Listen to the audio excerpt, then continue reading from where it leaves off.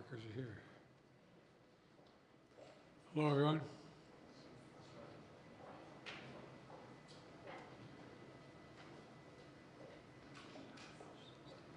Got everybody? Well, good afternoon. And this is a very good afternoon. A very good afternoon. Today we're bringing home Paul, Evan, Alsu, Vladimir. 3 American citizens and 1 American green card holder. All 4 have been imprisoned unjustly in Russia. Paul for nearly 6 years. Vladimir since 2022. Evan since March of 2023.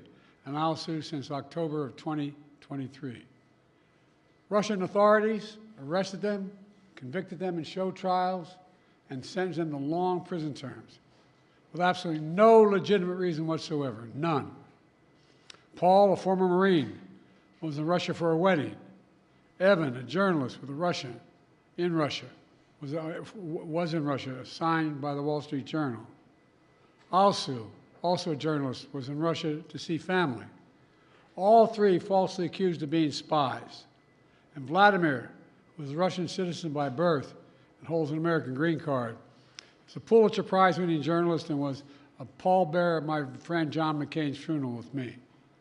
He spoke out against Putin's regime, and for that he was convicted of treason. And now, their brutal ordeal is over, and they're free. Moments ago, the families and I were able to speak to them on the telephone from the Oval Office. They're out of Russia. Earlier today, they were flown to Turkey, and soon they'll be wheels up on their way home to see their families. This is an incredible relief for all the family members gathered here.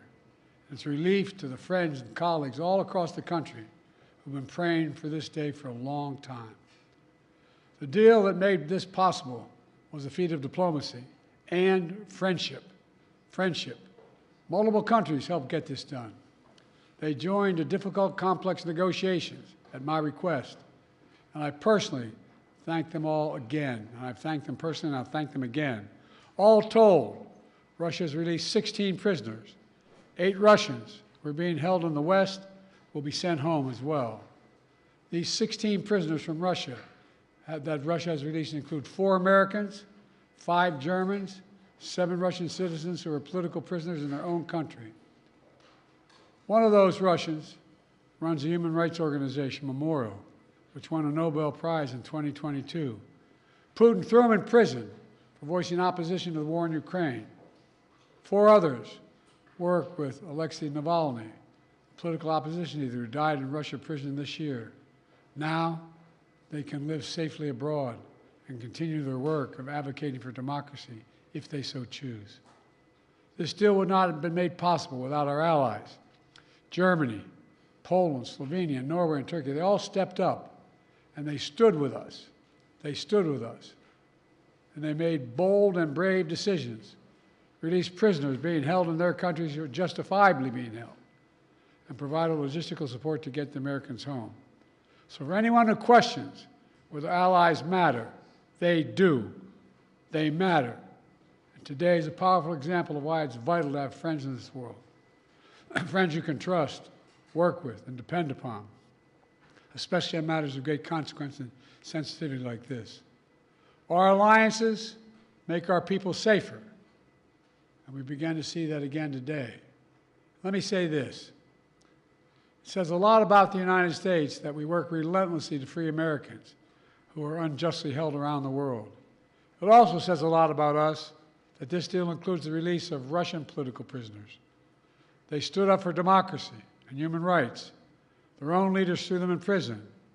The United States helped secure their release as well. That's who we are in the United States. We stand for freedom, for liberty, for justice, not only for our own people, but for others as well. And that's why all Americans can take pride in what we've achieved today. I want to thank everyone in my administration who helped make this happen. Our work did not start just on day 1. It started before day 1. During the transition, I instructed our national security team to dig into all the cases of hostages being wrongfully detained, which were inherently, well, we inherited them from the prior administration. I wanted to make sure We'd hit the ground running, and we did. As of today, my administration has brought home over 70 Americans who were wrongfully detained and held hostage abroad, many since before I took office. Additionally, I issued an executive order in 2022 authorizing penalties like sanctions and travel bans on those who hold Americans against their will. And my State Department has introduced new warnings for Americans about the risk of being wrongfully detained by a foreign government. Deals like this one come with tough calls, and there are never any guarantees. But there's nothing that matters more to me than protecting Americans at home and abroad. And so we'll continue to work for the release of all wrongfully detained Americans around the world. Let me end where I began, with Paul, Evan, and also Vladimir and their families. They never gave up hope. We can't imagine what they've been through, all of you. Matter of fact, this lady right here, I think, was living in the Oval Office with us for a while. All kidding aside, can't imagine their joy right now. They're home. Tomorrow's a big day, the 13th birthday of Miriam. Miriam, where are you? Come here. You all know we have a tradition in the Biden family. We sing happy birthday on any birthday. You ready? All of you. Happy birthday to you. Happy birthday to you. Happy birthday, dear Miriam. Happy birthday to you. Remember, no serious guys till you're 30. God love you. She's all Sue's daughter. Now she gets to celebrate with her mom. That's what this is all about. Families able to be together again, like they should have been all along. So I want to thank you again to everyone who did their part. In just a few hours, we'll welcome home our fellow Americans. We're looking forward to that. God willing, we're going to be out at Andrews and get that done. So thank you, thank you, thank you, and this is a good day. What did you say to them on the phone, sir? What did you say when they answered the phone on the other side? I said, welcome almost home. How do you keep countries, these so-called abductor states, from simply taking more Americans in order to get more of their prisoners home? How do you end these perverse incentives, sir? Well, we're advising people not to go certain places. Tell them what's at risk, what's at stake. Mr. President, these negotiations, and can you speak to the complexity of working with 6 countries to secure these releases? Well, look, I'm not going to take the time now, but I'll do this later in the week.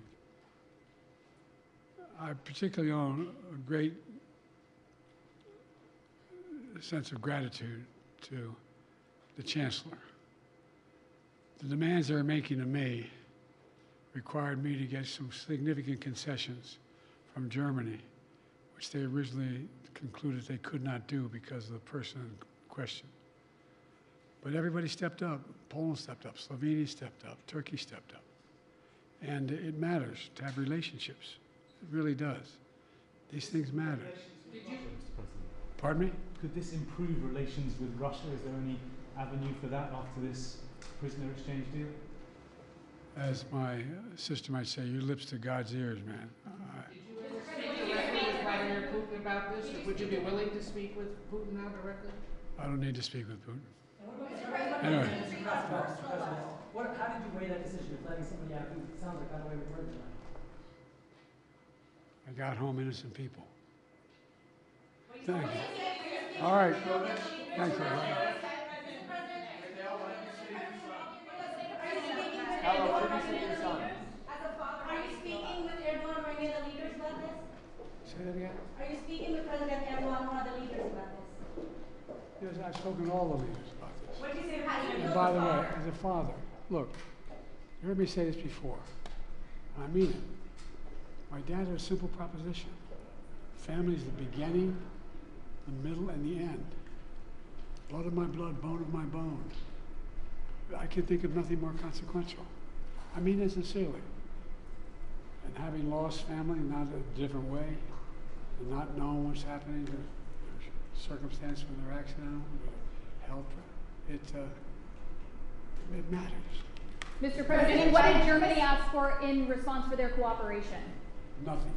President What did Chancellor Scholz President say? Trump, President Trump has said repeatedly that he could have gotten the hostages out without giving anything in exchange. What do you say to that? What do you say to President Trump now, former president? Why didn't he do it when he was president?